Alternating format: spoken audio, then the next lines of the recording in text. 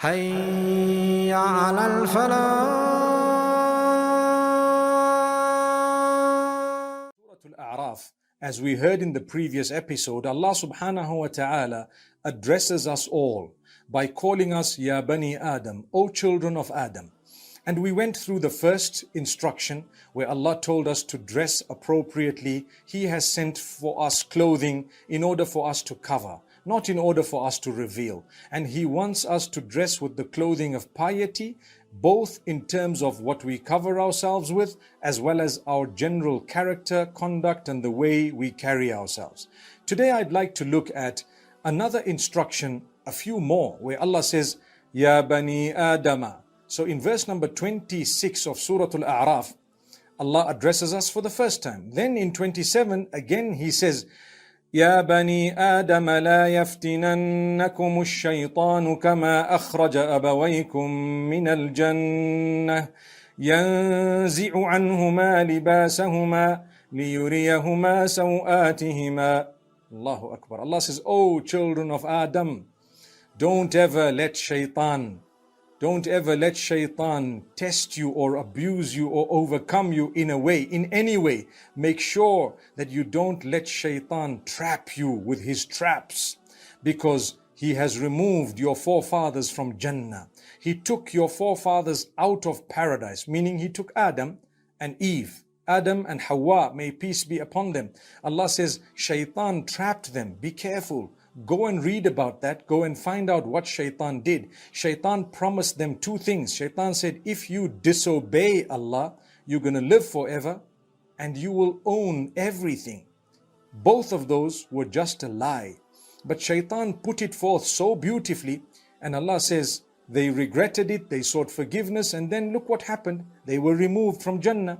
So Allah says, Shaytan's aim is to make you reveal your private parts, to make you take off your clothing. Subhanallah. You take off your clothing, that's from Shaytan. Allah says, watch out. Shaytan wants you to be immoral. Shaytan wants you to actually forget Allah. So He warns us and says, be careful, don't fall into the same trap of the devil, otherwise you will be exposed. May Allah subhanahu wa ta'ala not expose us. So sometimes people sin, they've engaged in immorality, they might have committed adultery, they might have had a past, and they've sought the forgiveness from it, so it is wiped out, it's gone. Don't doubt the forgiveness of Allah, but you need to know one thing. Let your heart achieve comfort that if Allah did not expose you while you were sinning, He will not expose you when you have repented or while you're repenting. So be comforted in that regard. Allah subhanahu wa ta'ala tells us about this, and Allah tells us, you seek the forgiveness of Allah. Allah will cover you. Allah subhanahu wa ta'ala won't expose your private sins when He knows that you have sought the forgiveness of Allah. Sometimes Allah exposes us when He loves us, because He wants us to put a stop to what we're doing. You have people who sometimes they're exposed to their own spouses, to their own children, to their family members, to their parents. That sometimes is a sign of the love of Allah. If Allah didn't love you, He would have left you to continue committing the sin. But He loved you so much that He showed your wife what you were doing, or He showed your husband what you were doing, not because He hates you, because He ultimately loves you and He wants you to quit the bad. So, my beloved spouses, give your spouse a chance. If you've caught them doing something bad, study the matter. If it is not such a serious matter, consider the fact that that may have just been the love of Allah exposing it to you in order for that to stop. Because if the sin didn't stop, it would have been the anger of Allah, or perhaps Allah didn't really love that person. But because of the love of Allah, they were exposed. So don't look at exposure as though it is the end of the world. It could be the beginning of the beautiful life in the obedience of Allah after someone was sinning for years on end. Isn't that comforting? Subhanallah. Look at the comfort in this time of crisis when someone is caught, literally caught, doing the wrong thing by a person who's close to them. The first thing Shaytan makes us think about is, I need to end this marriage. Why? Look at what my spouse was doing. But Allah wants you to consider, hey, hang on. This man was doing wrong. We loved him, so we showed you what he was doing just so he could stop it. And now he stopped it. Will you not consider that perhaps it was just our love that made that happen? It requires a heart of gold to look at it that way. Subhanallah. May Allah grant that to us. The same applies to any other sins. When Allah has exposed you and you've quit it, that was the love of Allah. That was Allah wanting you to come. So this is why Allah says, watch out. It's a trap of the devil. But don't allow yourself to plunge further into it. Come out of it. Allah says, we won't expose you. The devil wants to expose you. But sometimes, if we have, while you were repenting or something of that nature, perhaps it was because we wanted this whole thing to stop. May Allah grant us ease. Let's move on. Allah says, Ya bani Adam khudhu zinatakum inda kulli masjid. You know, it's amazing. This is verse number 31 of Surah Al-A'raf. Before I actually translate it, let me explain something.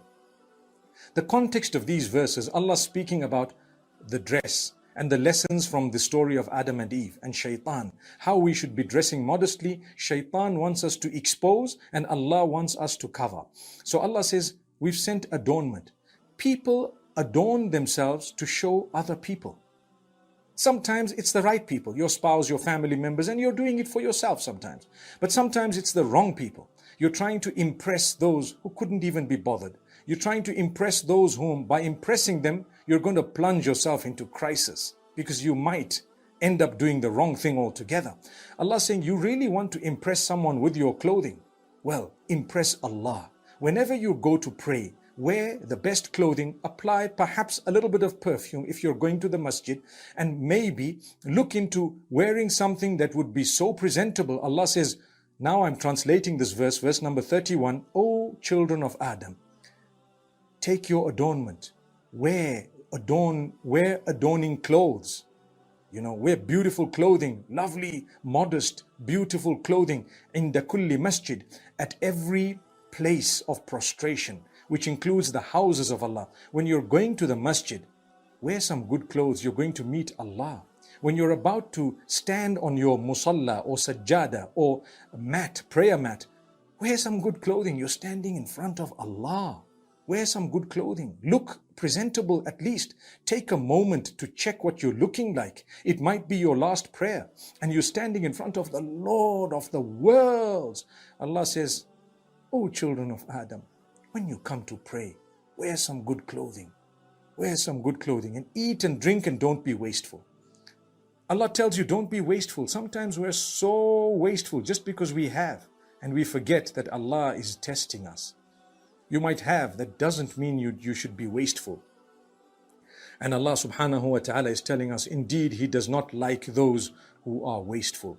My brothers and sisters, Allah tells us in verse number 35 of the same surah, Surah Al-A'raf, that whosoever is conscious of Allah, makes amends, they will have no fear at all and they will never have reason to be sad.